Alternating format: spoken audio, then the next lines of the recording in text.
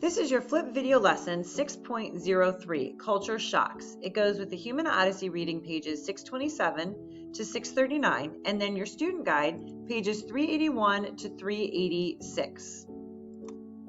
Lesson Introduction, Culture Shocks. At the end of the 19th century, industrialists found great pride in all they had accomplished. They saw new businesses, new products, and towering skyscrapers. They turned toward the future with confidence. But there were others who found the rapid change troubling. Did the innovations make people happier or give their lives more meaning? Could society be losing sight of what was important? What was the meaning of progress? Psychologists, writers, and philosophers responded by exploring an irrational side of human nature. Artists and musicians moved in new directions too. They broke the old rules, and what they created shocked traditional audiences.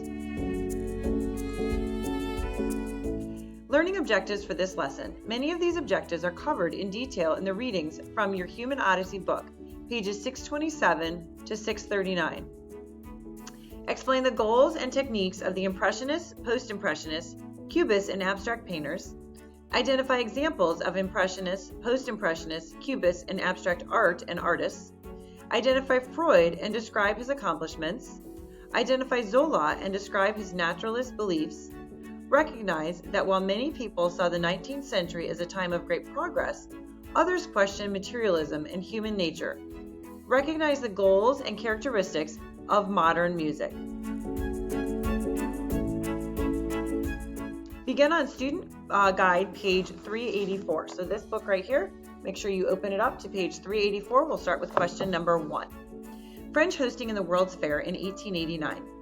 When the French hosted the World's Fair in 1889, they were celebrating the 100th anniversary of the French Revolution. They were showcasing the progress that had taken place since the Revolution. Question number 2. Belle Époque. Belle Époque means beautiful time.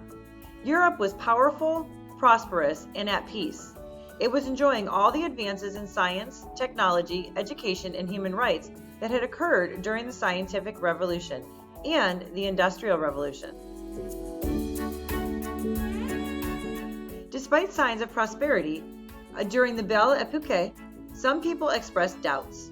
Philosophers, psychologists, and novelists wrote about an irrational and dark side of human nature. Artists questioned long-held assumptions about the relationship of art to reality. Some people wondered whether material progress really made people happier or life any more meaningful. Question number 4. Mental illness. People in the 19th century did not know what caused mental illness. Some speculated that it was caused by injury to the body or brain. Others thought that emotionally painful events caused it.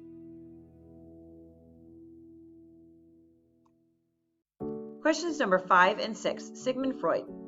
Freud was my webcam there is in the way, was a physician who lived in Vienna, Austria. He believed that mental illness was caused by conflict because the conscious and the unconscious parts of the mind. We think and solve problems with our conscious mind. The unconscious is filled with powerful instincts and desires. Freud thought we were driven by powerful irrational forces from the unconscious.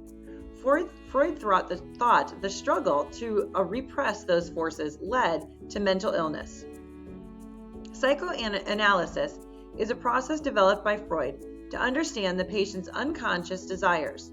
One way to unlock the unconscious mind is to analyze dreams.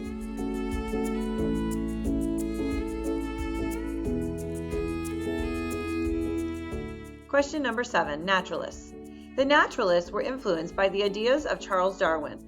They believed that human beings were shaped by their environment. Naturalist novelists depicted human life with the same objectivity that scientists used to observe nature. Questions number 8 and 9. Émile Zola.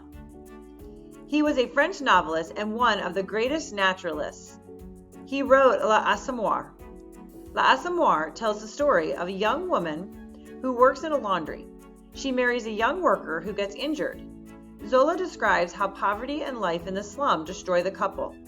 Zola's naturalist novel shows how poor people living in slums are crushed by the hopelessness of their surroundings. Question number 10. Photography and artistic truth. Artists began to wonder how they could compete with true-to-life photography. Many people who wanted a family portrait or a picture of a landscape began turning to photographers rather than to painters. Questions number 11 and 12. Impressionist painters. Impressionists tried to show the changing effects of light, such as the shifting colors of the evening air or water. They created an impression of a fleeting moment of reality by using short brushstrokes and vivid dabs of color. Edgar Degas, Edouard Manet, Pierre-Auguste Renoir, Claude Monet, and Mary Cassatt were major Impressionist artists. Question number 13, Vincent van Gogh. Vincent van Gogh is considered a post-impressionist artist. He admired the Impressionists, but had one criticism. He thought their method did not allow the artist to really express his emotions. And this is question number 14 to fill in the chart. So we've got under Impressionists, Edgar Degas, Edouard Manet, Claude Monet, Pierre-Auguste Renoir, Mary Cassatt, and their goals were to emphasize light and color to capture an impression of a fleeting moment of reality, and then their techniques were short brushstrokes, vivid color. Then we've got post-impressionists. Vincent van Gogh continued to depict light and use bright colors and short brushstrokes, but emphasized emotions, and the artist's styles varied. Techniques, expressive colors, and brushstrokes.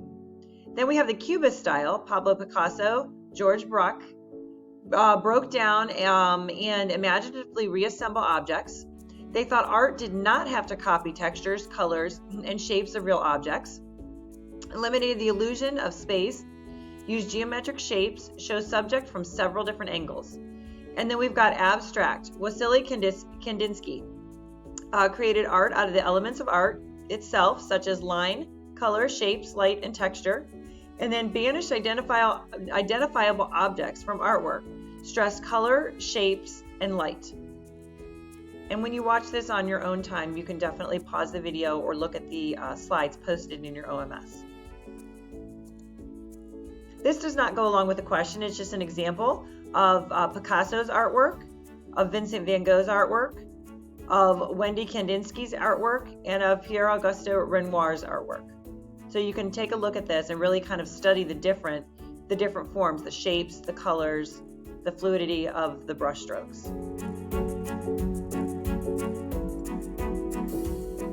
Question number 15, music. The composer most associated with the beginning of modern music is Igor Stravinsky. His ballet, The Rite of Spring, shocked the music world when it premiered in 1913. How did modern music differ from traditional music? The instruments seemed to struggle with each other instead of harmonizing. The music did not have a melody or a predictable rhythm. It was composed of harsh and distant sounds. And here we come to the end of our flip video lesson, the end. Being entirely honest with oneself is a good exercise. Sigmund Freud. Thank you for joining me for this flip video lesson today.